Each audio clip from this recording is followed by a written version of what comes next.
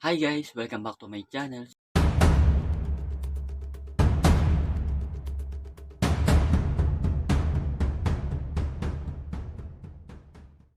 So for today's video, tuturo ko sa inyo kung paano nga ba paandarin yung isang electric fan. So una, kakailanganan lang natin ng isang outlet. Then pangalawa, syempre, yung saksakan ng electric fan. Then, sasaksak na natin siya sa outlet. So ayan.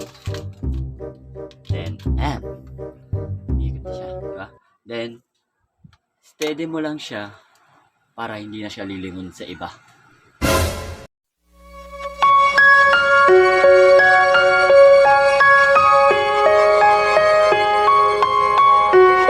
A few moments later. Ngayon guys, meron nga pala tayo napanood na video sa TikTok na kapag pinasok mo daw yung kamay mo dito sa butas ng electric fan ay hindi ka masasaktan. So ngayon, susubukan natin yung kung totoo nga.